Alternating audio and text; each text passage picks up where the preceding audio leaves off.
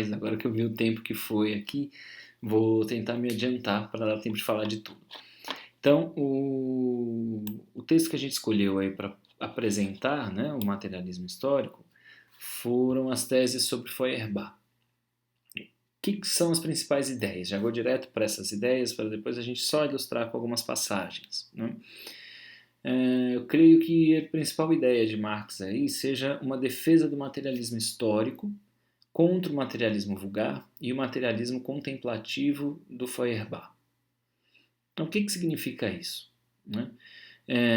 Primeiro, não é o materialismo vulgar. O materialismo vulgar, eu diria que é o materialismo que a gente chamaria de materialismo científico, tentar explicar tudo por meio dos elementos materiais.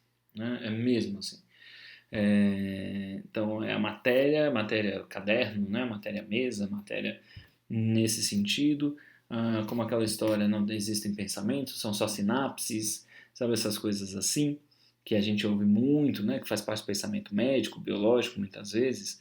Isso é o que Marx chamaria de materialismo vulgar, que viria do século XVIII. E não que seja um pensamento ruim, não é essa a ideia, né? Mas não é exatamente isso que eles estão defendendo.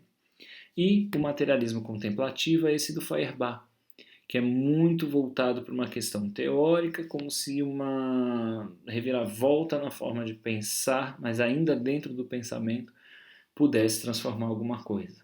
Então Feuerbach dá um passo para o materialismo interessante, mas para Marx ainda é muito pouco. Tá?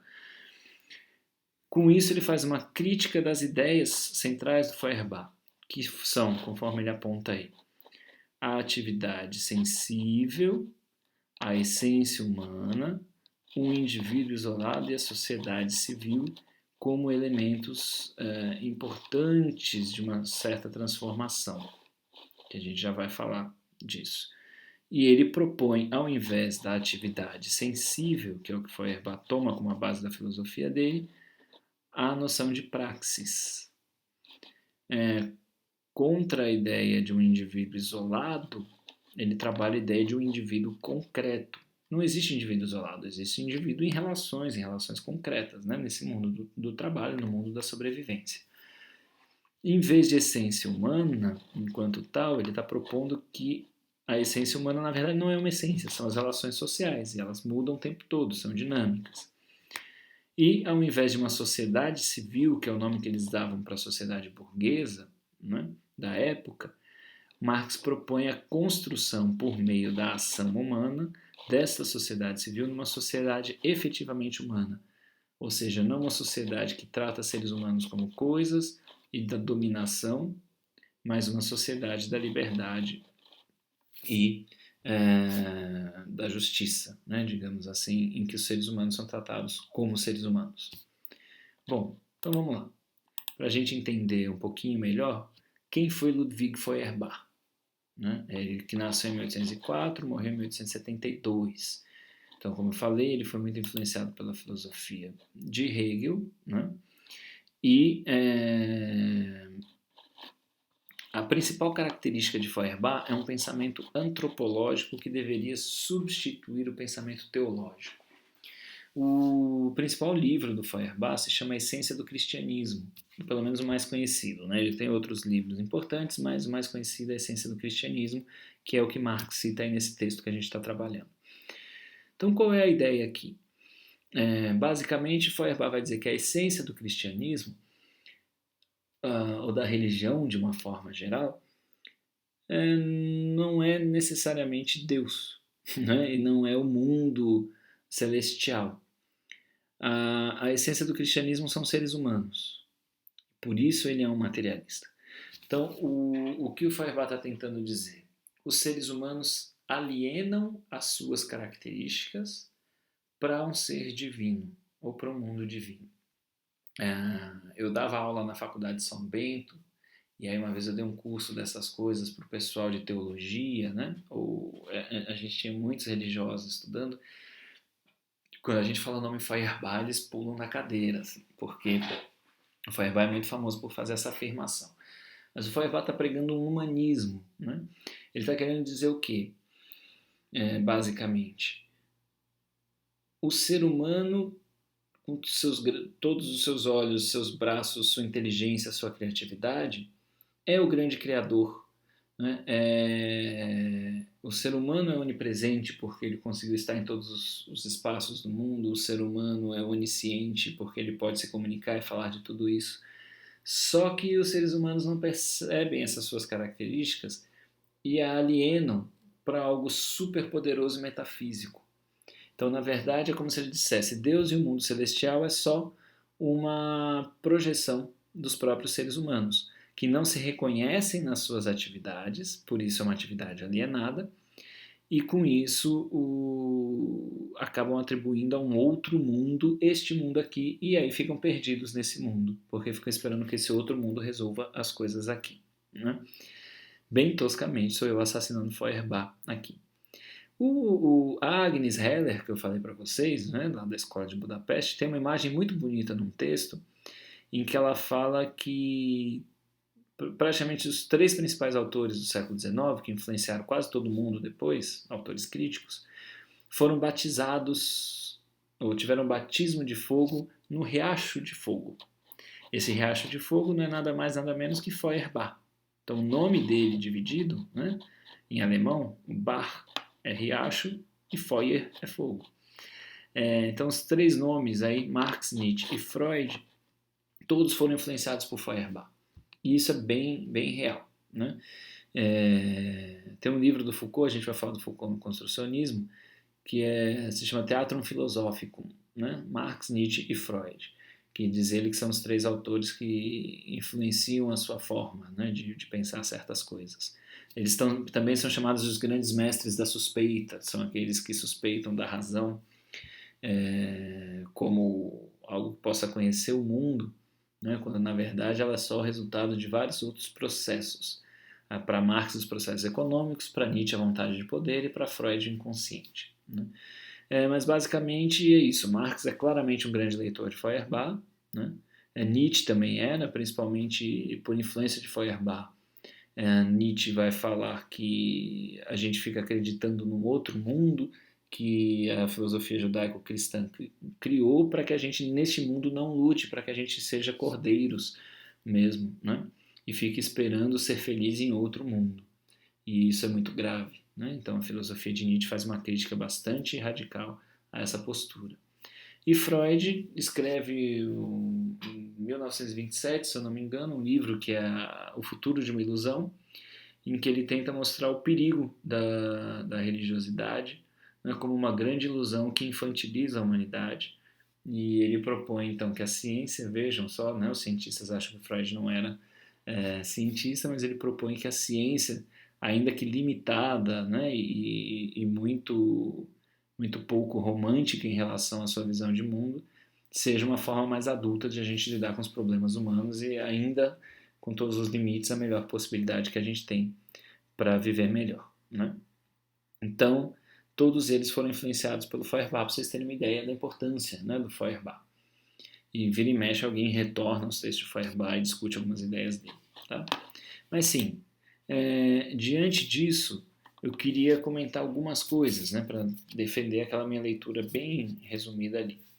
E para isso a ideia é ler um pouquinho. Eu acabei usando aquele texto do domínio público mesmo, que estava mais próximo da tradução que eu tenho, e eu comparei com outras traduções e achei bacana. Então vamos lá.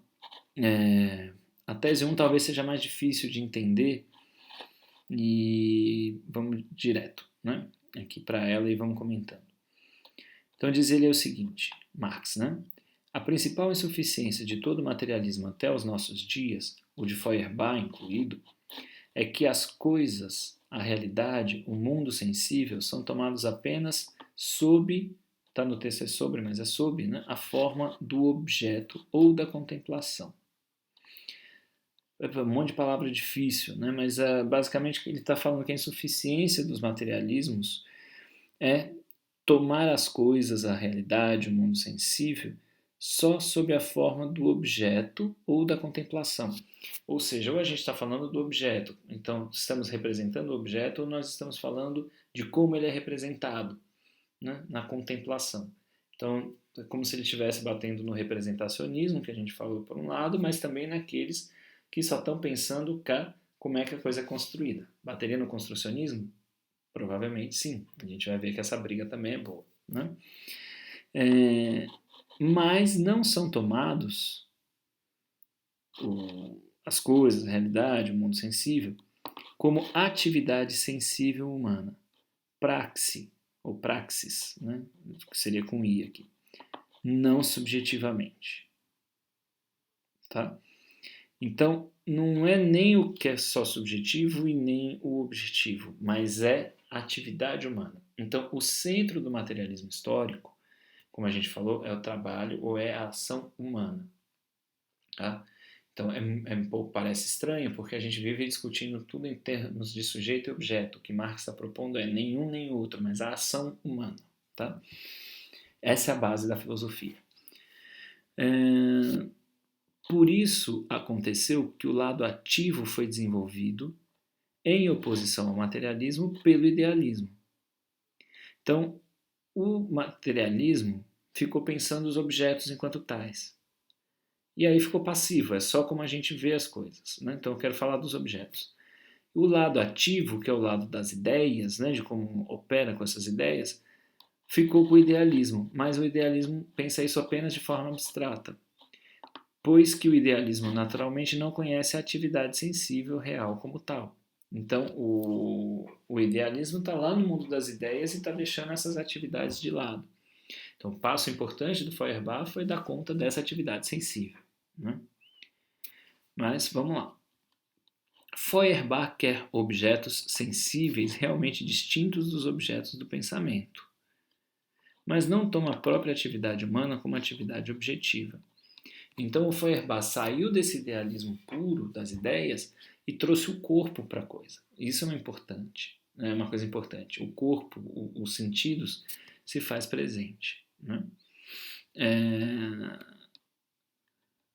Ele considera, por isso, na essência do cristianismo, o livro que a gente comentou, apenas a atitude teórica como a genuinamente humana, ao passo que a praxis é tomada e fixada apenas na sua forma de manifestação sórdida e judaica. Não compreende, por isso, o significado da atividade revolucionária de crítica prática. O que Marx está dizendo, então? Ainda que Feuerbach tenha dado um passo além do idealismo e do materialismo vulgar, ele ficou parado na questão teórica. Então, assim, se eu demonstro na teoria que os seres humanos alienam as suas características para Deus, está tudo resolvido. E Marx fala não, porque a base da filosofia deve ser a ação humana, e não teoria. Teoria não transforma nada. Ela ajuda a pensar a transformação, mas ela não transforma nada. E a base de tudo é a ação. A própria percepção já é ação. Tá? Então, isso é uma grande sacada filosófica e epistemológica. Né? Vamos rapidinho aqui. Né? Eu vou pular para outras teses, mas na tese 2, o Marx começa a trazer a ideia de que então a realidade é a ação, mas essa realidade está vinculada a poder, né? A diferentes formas de poder e, portanto, diferentes valorações das ações. Né? E aí ele fala da influência das circunstâncias. Só que o que se esquece normalmente é que essas circunstâncias não estão dadas pura e simplesmente. Essas circunstâncias são os próprios seres humanos que fazem. Né? E com isso, na tese 4, ele vai dizer que o Feuerbach vai dizer que a religião é derivada da realidade, mas ele para por aí, ele não quer mexer com a realidade. O que Marx está propondo mas as contradições da própria realidade, que é essa contradição da desigualdade entre os seres humanos, é o que vai gerar essa religião. Porque você tem aqueles que dominam e aqueles que obedecem. Você tem na religião, então, a projeção dos dominantes e dos dominados. Né? Isso só vai se transformar não por teoria, mas por prática revolucionária. Revolução como mudança das instituições sociais. Esse é o grande conceito, né, de revolução. Na tese 5, então, Marx vai dizer que o Feuerbach está criticando o pensamento abstrato a partir do conhecimento sensível. E Marx diria, bom, tudo bem criticar o pensamento abstrato a partir do conhecimento sensível, mas é preciso criticar o conhecimento sensível a partir das atividades humanas. E é então que ele chega na sexta tese, que é a que eu gostaria de destacar, acho que é a mais importante para a gente, em que ele diz assim: Feuerbach resolve a essência religiosa na essência humana. Mas a essência humana não é uma abstração inerente a cada indivíduo. Então, isso para a gente é interessante. O que é a essência de cada ser humano? Não é algo inerente a cada indivíduo e abstrato. Né? Na sua realidade, ela é o conjunto das relações sociais. Tá? Então, o que me torna o que eu sou? As relações sociais nas quais eu me desenvolvo.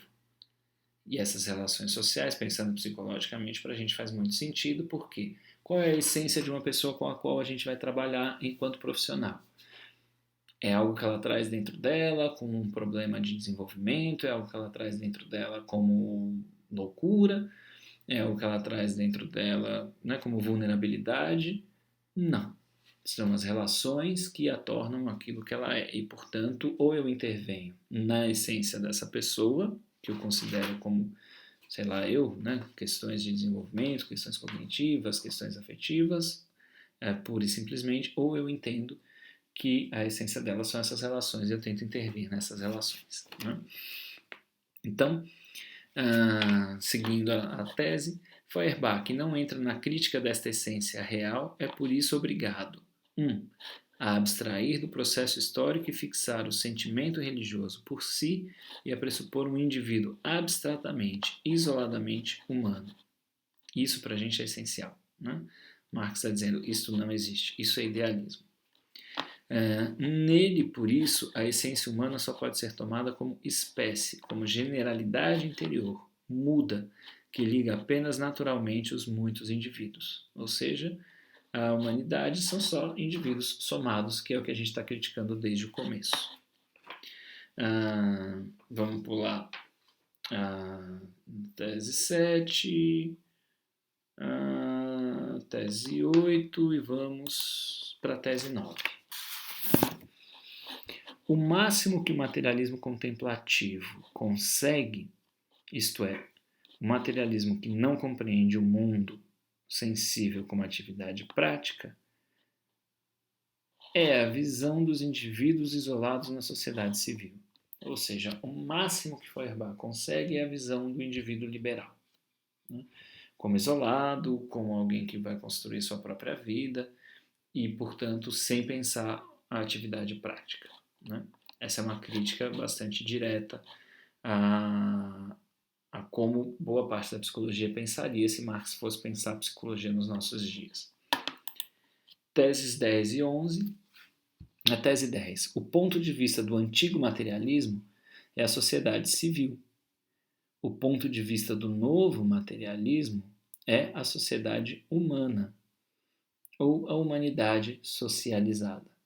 Então, a proposta de Marx é: se nós construímos as circunstâncias e nos alienamos dela, inclusive o próprio Feuerbach se alienou dela, o ponto de vista do materialismo histórico é de uma filosofia que pensa isso, mas também entende que essas circunstâncias são construídas pelos seres humanos, a desigualdade foi uma construção histórica e social e é possível transformá-la.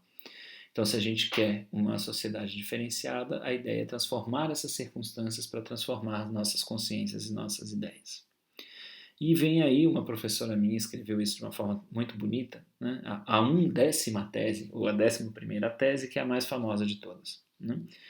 Os filósofos têm apenas interpretado o mundo de maneiras diferentes. A questão, porém, é transformá-lo. Né? Ou seja, a essência do materialismo histórico é a ação humana, dizendo é a ação que gera circunstâncias e circunstâncias que geram pensamento.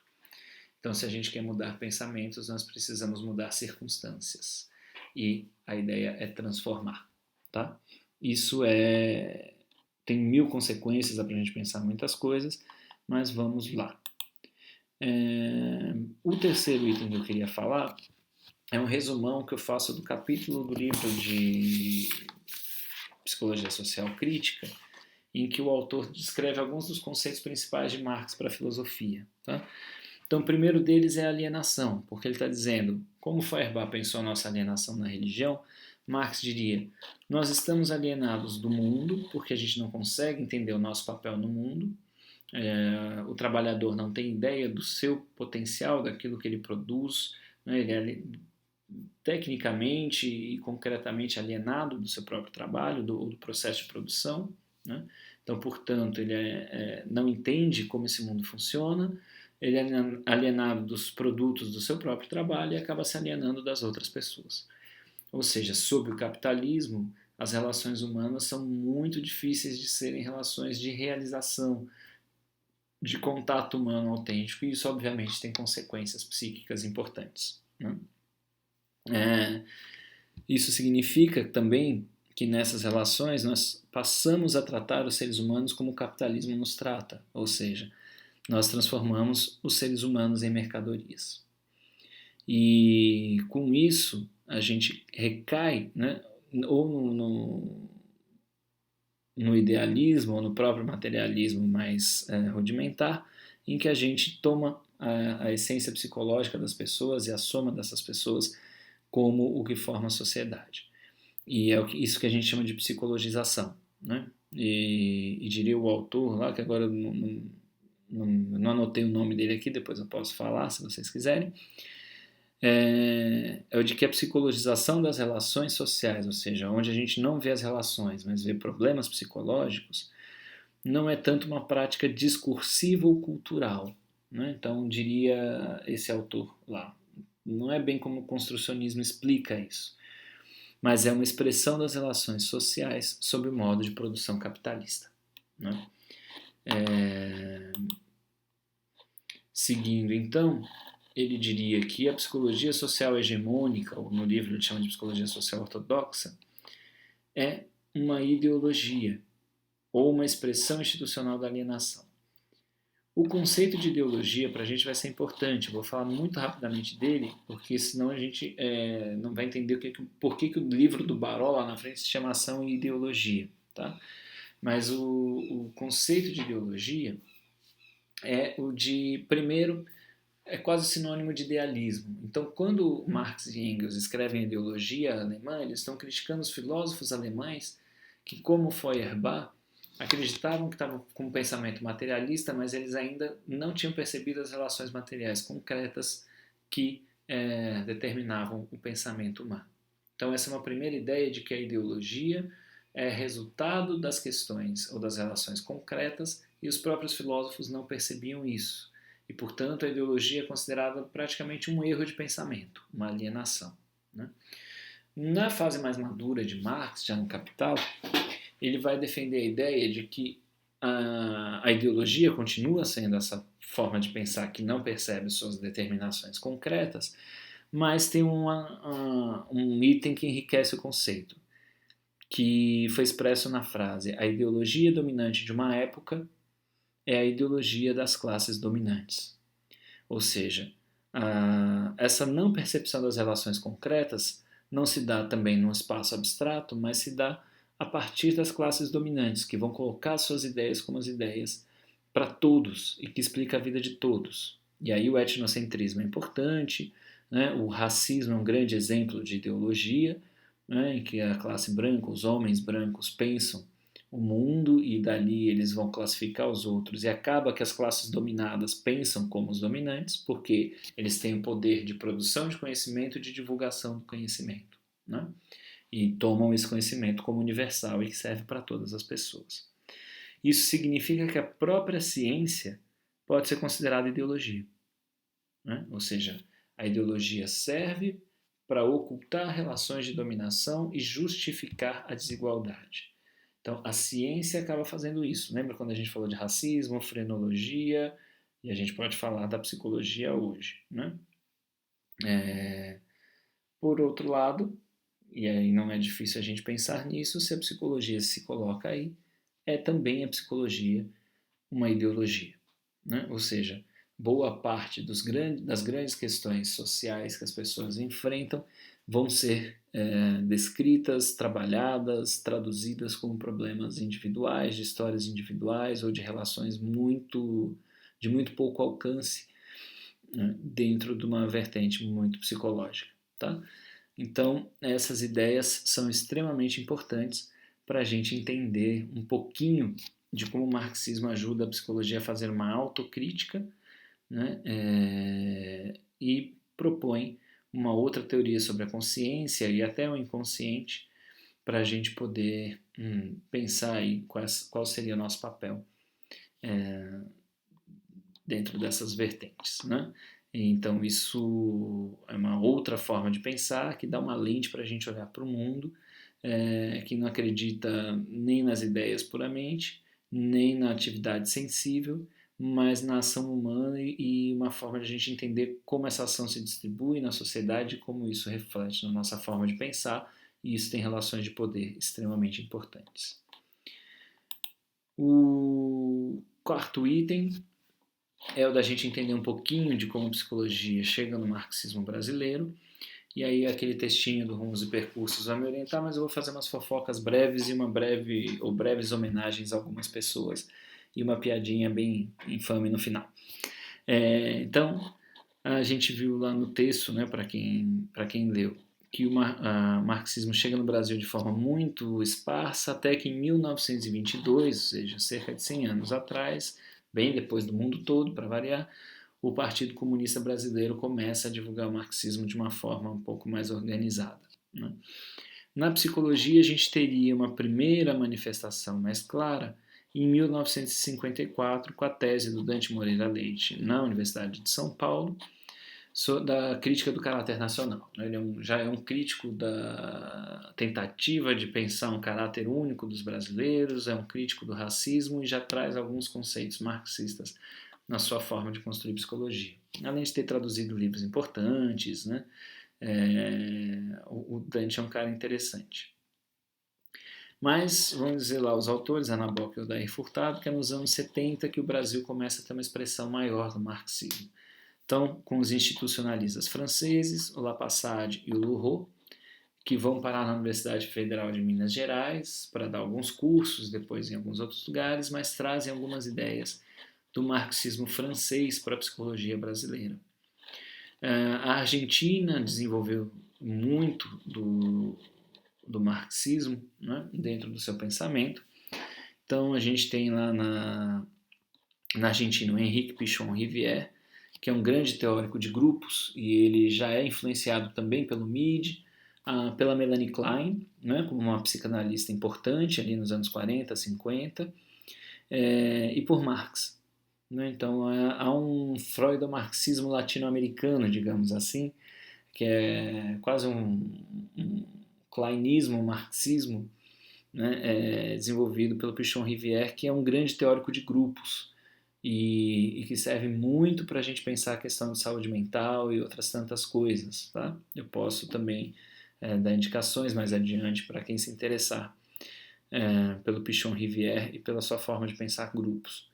Na mesma esteira, um discípulo do Pichon Rivière é o José Blecher, que escreve um livro diretamente sobre materialismo histórico e psicanálise, que, curiosamente, o Blecher escreve vários textos técnicos, também sobre grupos, sobre psicologia institucional, sobre psicologia comunitária, sobre entrevista psicológica. Praticamente tudo do Blecher foi traduzido para o português, menos esse livro, que é o Materialismo Dialético e Psicanálise, que eu tenho ele em algum canto aqui também, em xerox, e espero que tenha sobrevivido. E o Rodolfo Boroslavski, que veio para o Brasil e ele pensa a orientação profissional numa vertente crítica. Né? Então, ele foi aluno do Pichon Rivière, do Blecher, e ele vem para o Brasil, morre muito cedo também, mas é interessante porque ele tenta pensar de uma forma não alienada à escolha de profissões. Né? Eu posso depois fazer um momento cultural sobre isso, se interessar a vocês. E um outro argentino que está no Brasil até hoje é o Gregório Barenblit, que pensa muito grupos, instituições também, e que se instalou no Rio de Janeiro, ali pelos anos 70. Né? E esse grupo todo foi bastante combatido pelos lacanianos ali nos anos 70, começo dos anos 80, porque era uma vertente crítica do lacanismo. Né? A esquizoanálise de Deleuze-Guattari, que surge nos anos 70, né, mas no Brasil vai ganhar expressão nos anos 80, e acho que eu já falei para vocês, entre nós, assim, na verdade eles são meio que pós-marxistas, são críticos de Marx que usam alguns conceitos, são críticos de Lacan, mas também usam alguns conceitos, voltam a ler Reich, né, a gente comentou um pouco disso, escrevem o Anti-Édipo, que é um livro bastante interessante, E já falando, acho que entre nós temos o Diego e a Ana, né, que tem um referencial mais próximo da esquizoanálise, né? E nos anos 80 chega também a escola de Frankfurt. E eu vou contar a versão da Irai Carone, que foi a minha orientadora, né? Já já falo um pouquinho mais dela, mas que basicamente chega também na Universidade de São Paulo. A gente não teve um frankfurtiano aqui diretamente, né? O Honneth até veio em 2003, eu assisti uma fala dele, acho que eu comentei isso, mas a Irai Carone vai fazer um pós-doutorado com a Agnes Heller, como eu falei, e ela faz um outro pós-doutorado com o Martin Jay. O Martin Jay é estadunidense, mas ele escreveu uma história da escola de Frankfurt, que se chama Imaginação Dialética. A gente já tem isso em português também. E quando ela vai estudar com o Martin Jay, ela fica conhecendo os trabalhos do Adorno, né, de psicologia social e de pesquisa empírica, e ela volta então nos anos 80 trazendo isso para o Brasil, e isso tem, né, consequências interessantes e vai construindo então uma tradição frankfurtiana dentro da psicologia brasileira. Só para dar essa ideia mesmo, né? Ainda não é meu momento fofoca. Aí a gente vai ter a existência, né, ali nos anos 70, no momento da crise da psicologia social que a gente comentou, a Sociedade Interamericana de Psicologia, a CIP, falando na necessidade da psicologia social latino-americana rever, né, o seu posicionamento. Então eles propõem a Associação Latino-Americana de Psicologia Social, a ALAPSO, que não funciona muito bem, então eles tentam coisas mais localizadas e propõem em 79 a criação de associações nacionais, e no Brasil, em 1980, é fundada a Associação Brasileira de Psicologia Social, a ABRAPSO, que faz reuniões bienais, né? E aí eu convido todos a visitarem o site da ABRAPSO, né, para vocês conhecerem um pouco da história, verem as publicações. É o evento que mais concentra o psicólogo social no Brasil. Tá? Então é www.abrapso.org.br. E aí, só para a gente ir para o momento fofoca, esse é o Dante Moreira Leite, né? Viveu de 1927 a 1976. Mas só para eu complementar o livro, que fala de alguns autores, né, e pessoas que são destacadas pela sua importância histórica, mas acho que tem algumas pessoas importantes, principalmente na minha história, na minha formação, e que nem sempre são citados.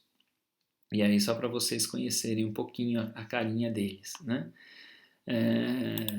A Maria Helena de Souza Pato, que eu já falei dela, acho que é o maior nome da psicologia escolar brasileira, e muito crítica da psicologia, né, numa vertente marxista, mas ela também é leitora de Foucault. Ela escreve a tese de doutorado dela no começo dos anos 80, que se chama Psicologia e Ideologia, e ela tenta mostrar como a psicologia é uma expressão das ideias das classes dominantes, e depois ela faz a livre docência, que é a produção do fracasso escolar. E a gente vai falar um pouquinho dela quando a gente falar de psicologia social e educação, tá?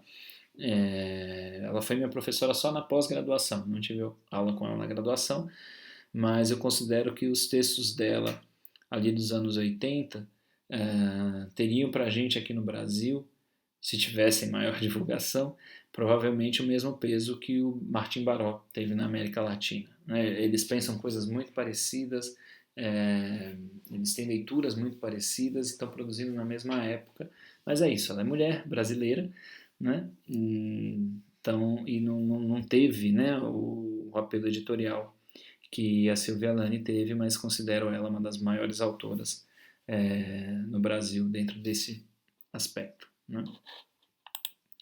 Esse é o José Leon Kroschik. A Pato também é leitora da Escola de Frankfurt, né? Mas o José Leon Kroschik foi o professor que me apresentou a Escola de Frankfurt.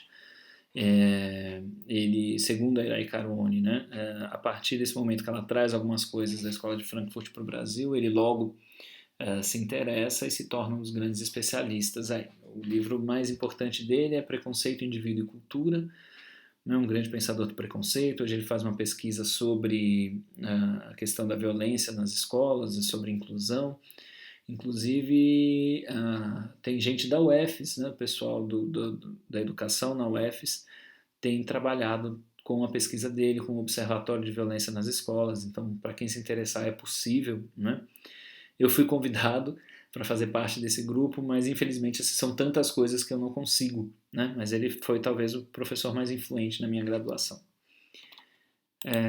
Essa é a Irai Carone, essa foi a melhor foto que eu achei dela. Na internet não tem muitas fotos, mas ela foi aquela que estudou com a Agnes Heller, né, da Escola de Budapeste, estudou com Martin Jay e trouxe algumas dessas principais ideias da Escola de Frankfurt na psicologia. Ela é filósofa, né, mas ela vai dar aula no curso de psicologia da USP. Ela já tinha se aposentado, eu fui da última turma para que ela deu aula, eu estava no segundo ano, e quando eu passei no doutorado ela nem estava mais vinculada ao programa, eu estava voltando para o programa, e aí mandaram o meu projeto para ela, e ela topou orientar, então a gente trabalhou aí por uns 4 para 5 anos, né, na minha tese de doutorado, e sou muito grato, né? Ela é uma pessoa bastante importante aí no desenvolvimento da teoria crítica no Brasil. Para vocês terem uma representante importante na psicologia do racismo, né, e eu acho importante a gente destacar isso, que publicou com a Irai Carone o livro Psicologia Social do Racismo, a gente tem a Cida Bento, né, a Maria Aparecida da Silva Bento. Eu não a conheço pessoalmente, mas eu acho importante citá-la para a gente ter referências de mulheres negras na psicologia brasileira produzindo coisa muito importante. Tá? E o referencial teórico dela é a Escola de Frankfurt. Ela pensa o racismo e o preconceito a partir dos frankfurtianos. Né?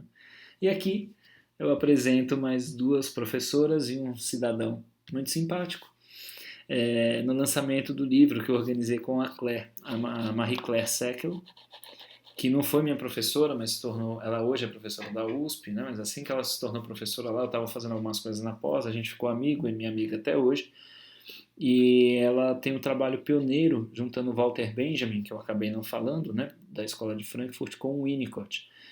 E é uma pessoa que escreve coisas bem bacanas também. Ela trabalha com educação infantil, estudos da infância, né? Foi diretora de creche há muito tempo, então ela tem um trabalho muito interessante nesse sentido.